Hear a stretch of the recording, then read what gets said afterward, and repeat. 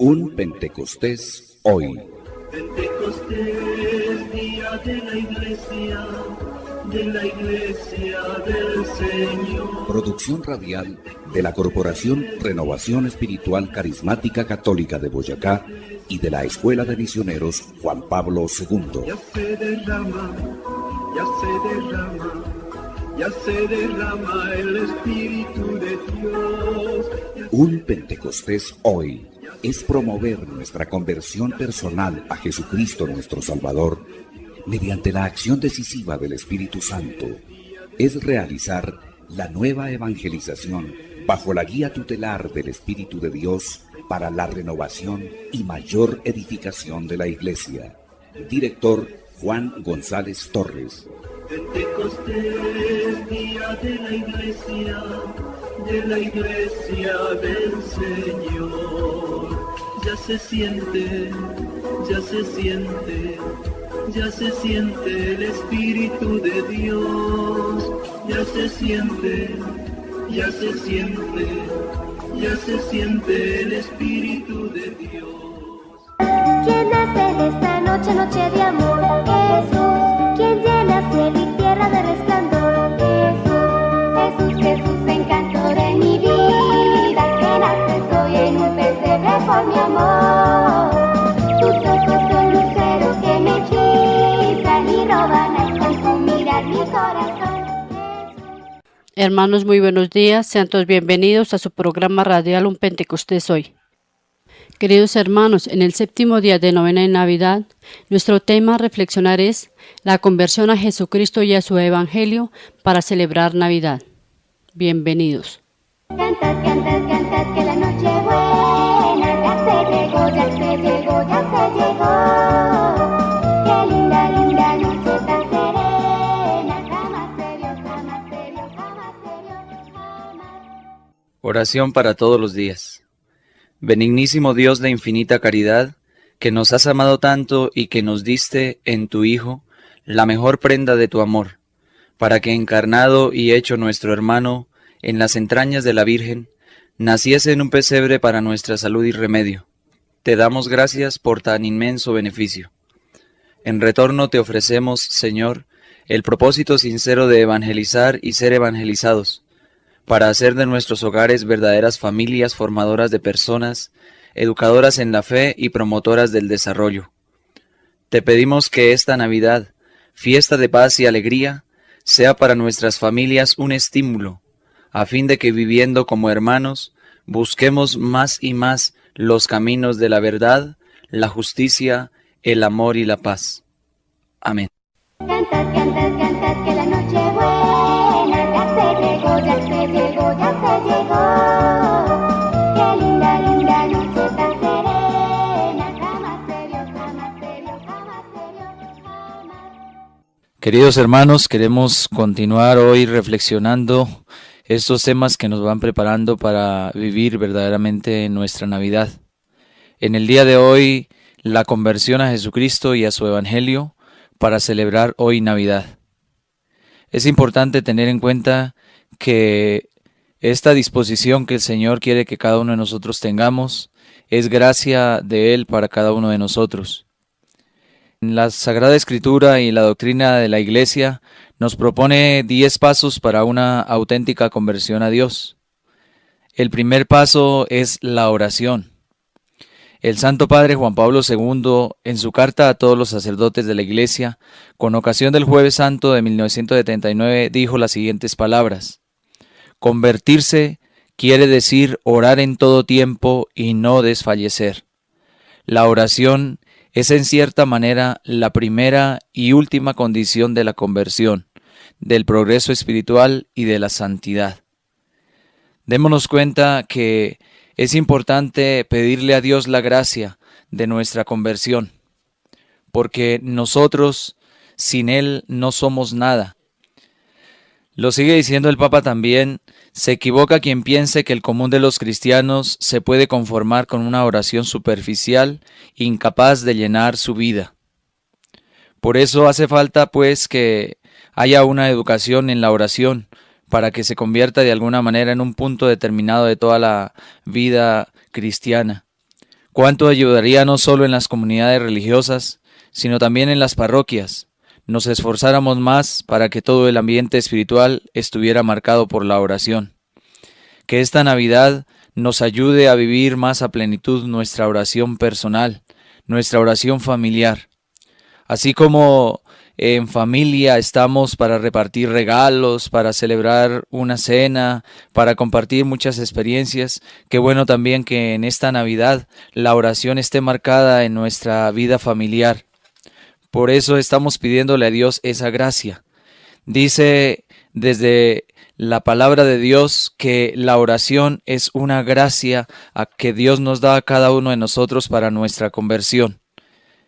Miremos lo que dice en la carta a los Romanos, capítulo 9, verso 13 al 16. La palabra de Dios es muy clara. La Escritura dice al respecto: elegí a Jacob y rechacé a Esaú. ¿Diremos entonces que Dios es injusto? Claro que no.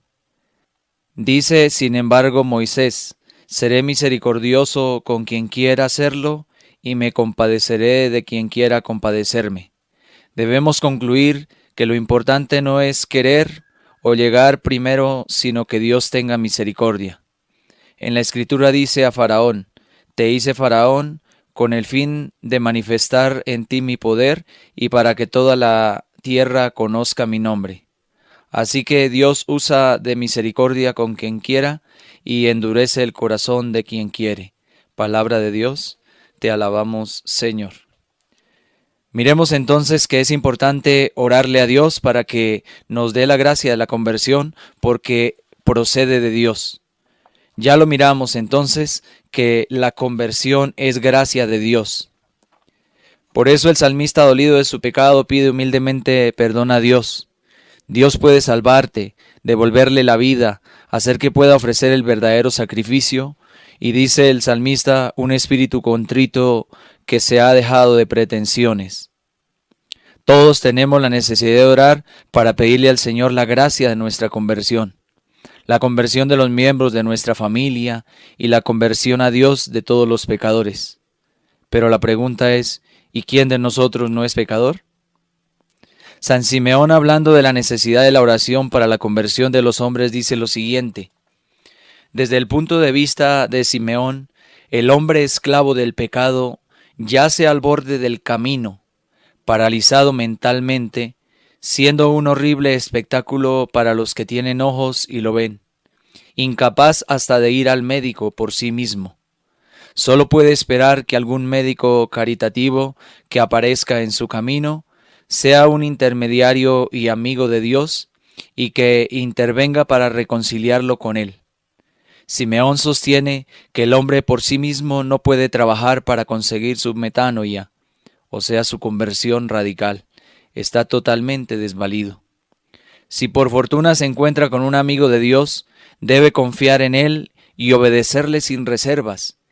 Y si te pide que permanezcas en quietud, diciendo: siéntate aquí sin salir hasta que seas cubierto por el poder de lo alto, obedecerle sin tardanza, con esperanza firme y gozo insaciable, porque ese Maestro es sincero y no te engañará. Bajará sobre ti aún en esta vida el mismo poder del Santo Espíritu, invisible en la forma de fuego, pero lo percibirás en la forma de luz espiritual con tranquilidad y gozo. Entonces, todo pensamiento o deseo compulsivo desaparecerá. Las pasiones del alma serán ahuyentadas. Toda enfermedad del cuerpo será curada. Los ojos de tu espíritu se aclararán y recibirán la promesa de las bienaventuranzas. Luego, como en un espejo, el alma ve hasta la más pequeña falta y se sumerge en las profundidades de la humildad, y al apreciar la magnificencia de su gloria, se llena de gozo y felicidad, y admirando esta maravilla que sobrepasa toda esperanza, las lágrimas vienen a sus ojos. De este modo, un hombre es cambiado totalmente y llega a conocer a Dios como él lo conoció en un principio. Qué hermosas palabras y cuánto nos enseña esto para darnos cuenta que es importante para alcanzar nuestra conversión que sea Dios quien a través de su Espíritu y a través de los medios que Él nos ofrece para llevarnos a esa verdadera conversión. La fe y la oración son la llave de oro para recibir los tesoros de la misericordia de Dios. El Santo Padre Pablo VI lo decía: el mundo se salvará por medio de la oración. Las familias hoy se salvan por medio de la oración. Los seres humanos y este mundo que se encuentra en una crisis terrible se salvará por medio de la oración. Miremos también otro paso para nuestra conversión y es reconocer que somos pecadores. La palabra de Dios nos recuerda a todos nosotros que somos pecadores. Quizás muchas veces estamos mirando las actitudes de los demás, miramos los errores, los pecados de los demás, pero no nos damos cuenta que todos necesitamos nuestra conversión y que todos somos pecadores. Jesucristo nos habló de algunos que se creían justos, sin pecado, despreciaban a los demás y no querían convertirse al Señor. Estos son los fariseos. Preguntémonos si en estos tiempos también nosotros estamos enceguecidos porque creemos que no necesitamos cambiar de vida. En el Evangelio de San Lucas, capítulo 18, verso 9 al 14, nos presenta a Jesús el caso de dos hombres, el uno que se creía justo y santo y el otro que verdaderamente llegó ante los pies del Señor con humildad, con sencillez. Jesús dijo esta parábola por algunos que estaban convencidos de ser justos y despreciaban a los demás. Dos hombres subieron al templo a orar, uno era fariseo y el otro publicano. El fariseo puesto de pie oraba en su interior de esta manera: Oh Dios, te doy gracias porque no soy como los demás hombres, que son ladrones, injustos y adúlteros, o como ese publicano. Ayuno 2 veces por semana y doy la 10ª parte de todas mis entradas. Mientras tanto, el publicano se quedaba atrás y no se atrevía a levantar los ojos al cielo, sino que se golpeaba el pecho diciendo: Dios mío, ten piedad de mí, que soy un pecador. Yo les digo que este último estaba en gracia de Dios cuando volvió a su casa, pero el fariseo no. Porque el que se hace grande será humillado, y el que se humilla será enaltecido. Palabra de Dios. Te alabamos, Señor. Démonos cuenta la necesidad que tenemos de pedirle a Dios la gracia de mirar nuestro interior. Antes de señalar, antes de juzgar, antes de condenar, tenemos que ser también con nosotros personas de examinarnos, de mirar en nuestro interior y ver la realidad, porque nunca un enfermo va al médico hasta que no reconozca que verdaderamente hay algo que está pasando en su naturaleza humana. También nosotros debemos pedirle al Espíritu Santo que nos enseñe y nos muestre dónde está el pecado, porque lo decía en la palabra de Dios el salmista: muéstrame, Señor, mis yerros, porque ¿quién se da cuenta de sus propios yerros? Solo Dios nos podrá ayudar a través de esta Navidad a ir reconociendo que si queremos verdaderamente que Jesucristo nazca en nuestra vida, que verdaderamente celebremos Navidad como debe ser, tenemos que abrir nuestro corazón a Dios para que Él nos muestre que necesitamos de su gracia y de su ayuda.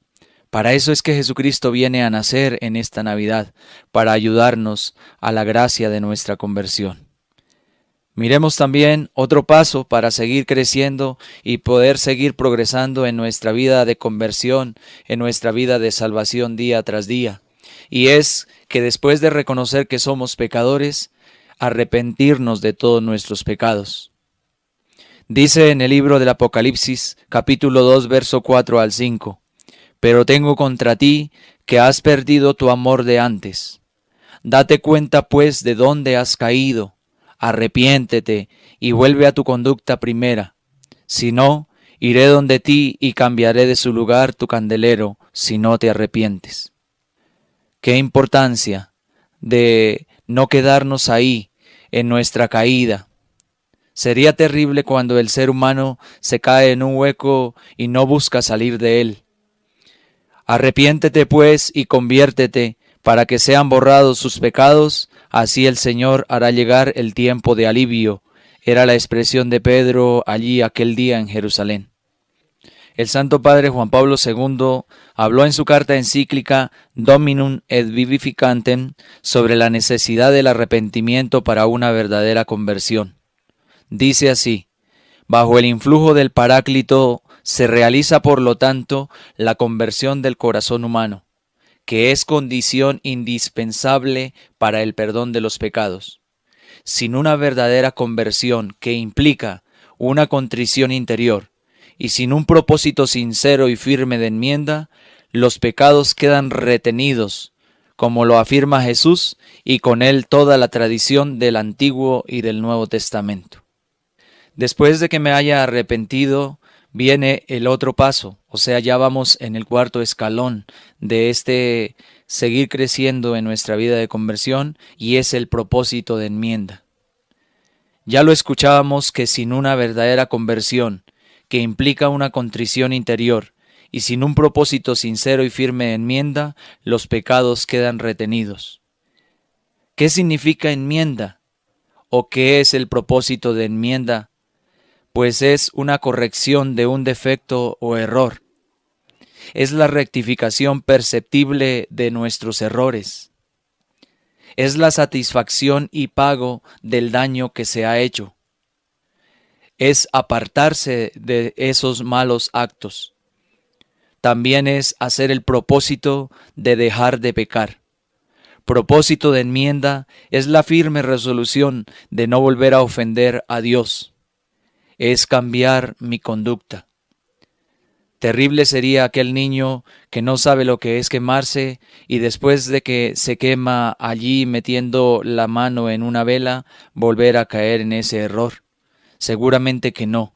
Nosotros tenemos que aprender de los niños que muchas veces cuando, a pesar de su inocencia, caen en una sin volverlo a hacer. Así también nosotros debemos cada día mirar que esas situaciones en las cuales caemos no nos han hecho ningún bien, sino que necesitamos enmendar esa conducta. Muchos pecados causan daño al prójimo. Es preciso hacer lo posible para repararlo. Por ejemplo, restituir las cosas robadas, restablecer la reputación del que ha sido calumniado, compensar las heridas. Eso es propósito de enmienda. La simple justicia exige esto, pero además el pecado hiere y debilita al pecador mismo, así como sus relaciones con Dios y con el prójimo. La absolución quita el pecado, pero no remedia todos los desórdenes que el pecado causó.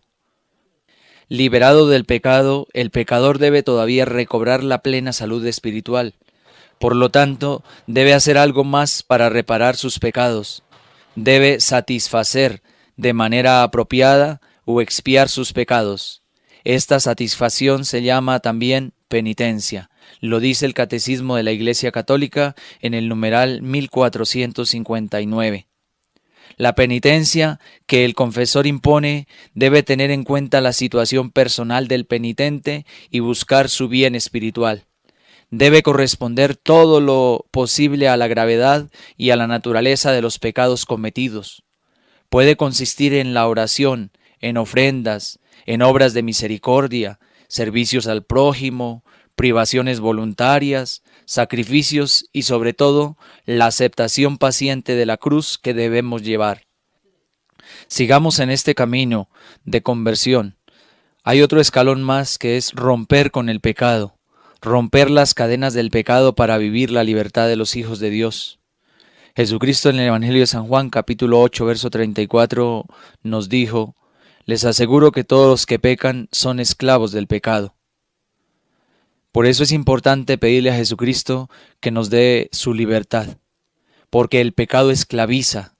El pecado mata poco a poco como el alcohol, como la droga. Uno sigue allí en medio de aplausos y disfrutes sin darse cuenta del daño que hace a los suyos y que se hace uno mismo. Dios espera hoy que rompa con el vicio, con esa gula, con ese odio, con ese afán de riquezas, con esas pasiones pecaminosas de la carne, con ese orgullo, soberbia o autosuficiencia, y con la incredulidad que es la madre de todos los pecados. Hay pecados de egoísmo y de pereza, pecados de avaricia y de lujuria, pecados de deslealtad y de injusticia. El corazón tiene grandes grietas, tantas debilidades, tantos deseos. Por eso vemos que el pecado, una vez aceptado plenamente, narcotiza, como el alcohol, como la droga. En la lucidez muchos borrachos afirman querer salir del vicio, pero cuando han abierto la botella, cuando han tomado los primeros vasos, las razones pierden su fuerza, los amigos no consiguen hacerse oír, el esposo o la esposa, los hijos y familiares dejan de ser importantes. Por eso es importante decirle al Señor que nos ayude. Y Jesucristo lo decía en Juan 8:36, pero si el Hijo los libera del pecado que los hace esclavos, serán verdaderamente libres. Para buscar esa libertad hay que dar otro paso, y viene el sexto, que es la confesión de todos los pecados y la absolución sacramental. Todos, después de haber reconocido que somos pecadores, vamos ante Cristo en su instrumento para que nos dé la gracia de salir de ellos. En el Evangelio de San Juan, capítulo 20, verso 21 al 23, ahí Jesucristo manda a sus apóstoles para confesar los pecados de los hombres y dar la absolución sacramental. Dice el Evangelio: y entonces sopló sobre ellos y les dijo: reciban el Espíritu Santo. A quienes ustedes perdonen los pecados, les quedan perdonados, y a quienes no se los perdonen, les quedan sin perdonar. Por eso qué hermoso cuando nos acercamos al sacramento de la penitencia, cuando Dios a través de su ministro nos da la gracia del perdón. Quiero que escuchemos esta oración que el sacerdote nos dice a través del sacramento de la penitencia. Y qué hermoso cuando uno recobra esa paz y el saber que el Señor ya nos dio la gracia del perdón, cuando fuimos sinceros con Él allí, al postrarnos de rodillas.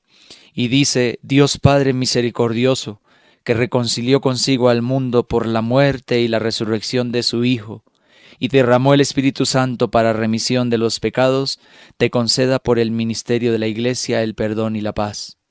Y nos dice el sacerdote: y yo te absuelvo de tus pecados en el nombre del Padre, y del Hijo, y del Espíritu Santo. Y decimos amén. Es igual que cuando el hijo pródigo regresa a la casa de su padre y el papá lo recibe con abrazos y besos sin reprocharle. Así es Dios con nosotros cuando nos acercamos con sinceridad. Él nos perdona por más graves que sean nuestros pecados, con tal de que seamos sinceros y tengamos ese propósito de nunca más volver a caer en ellos. Vamos al otro escalón, que es centrar nuestra vida en el sacramento de la Eucaristía. Nuestra conversión tiene que terminar con un encuentro personal, vivo, de ojos abiertos y corazón palpitante con Jesucristo en el sacramento de la Eucaristía. El Concilio Vaticano II, en su Constitución Lumen Gentium, nos recuerda que participando del sacrificio eucarístico, que es fuente y cumbre de toda la vida cristiana, ofrecen a Dios la víctima divina y se ofrecen a sí mismos juntamente con ella. Comunión, porque por este sacramento nos unimos a Cristo. Qué hermoso que en esta Navidad tomemos conciencia de la necesidad de dejar entrar a Jesús en nuestra vida, y qué mejor que Él, a través del sacramento de la Eucaristía, vivo, escondido, real y verdadero, venga a nuestro corazón, para que así verdaderamente podamos decir: vivimos Navidad. Si he recibido a Cristo en la Sagrada Eucaristía, debo ascender todavía a otro paso, que es la reconciliación con Dios y con mis hermanos los hombres. Por eso, conversión es pasar del odio al amor.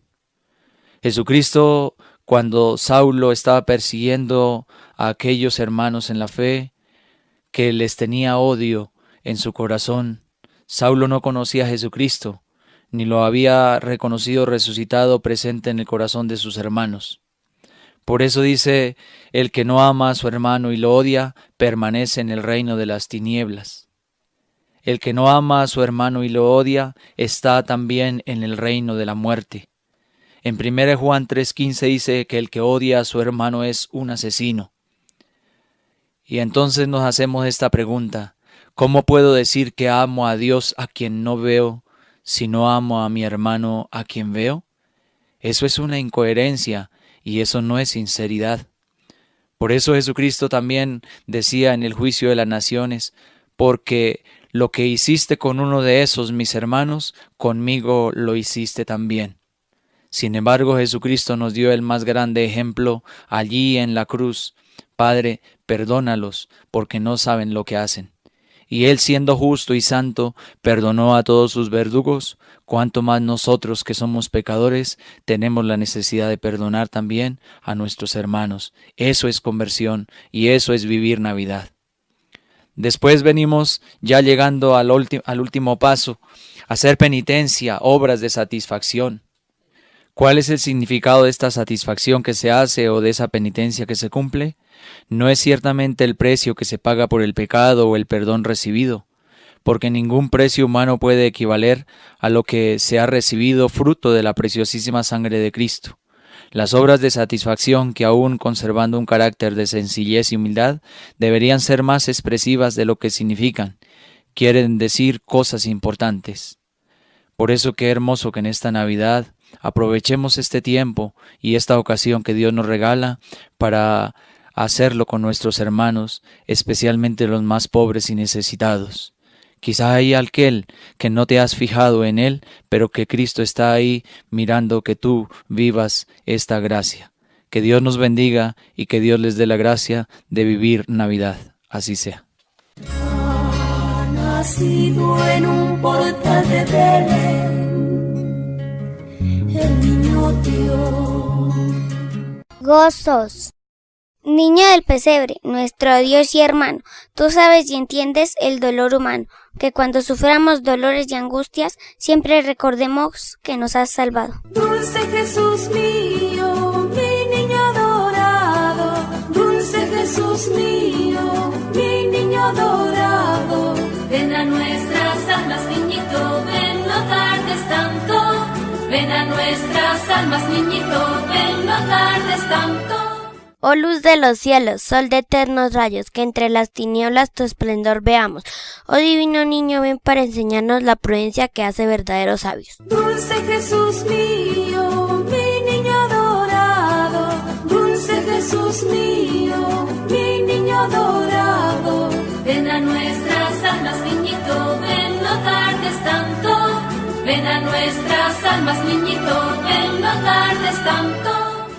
Del débil auxilio, del doliente amparo, consuelo del triste, luz del desterrado. Ven a nuestro mundo que sufre y anhela un mundo más justo, un mundo de hermanos. Dulce Jesús mío, mi niño adorado, dulce Jesús mío, mi niño adorado, ven a nuestras almas, niñito, ven, no tardes tanto, ven a nuestras almas, niñito, ven, no tardes tanto. Tú te hiciste niño en una familia llena de ternura y calor humano. Viva en los hogares aquí congregados el gran compromiso del amor cristiano. Dulce Jesús mío, mi niño adorado, dulce Jesús mío, mi niño adorado, ven a nuestras almas, niñito, ven, no tardes tanto, ven a nuestras almas, niñito, ven, no tardes tanto. Bajaste del cielo, te hiciste un esclavo para liberarnos de toda opresión.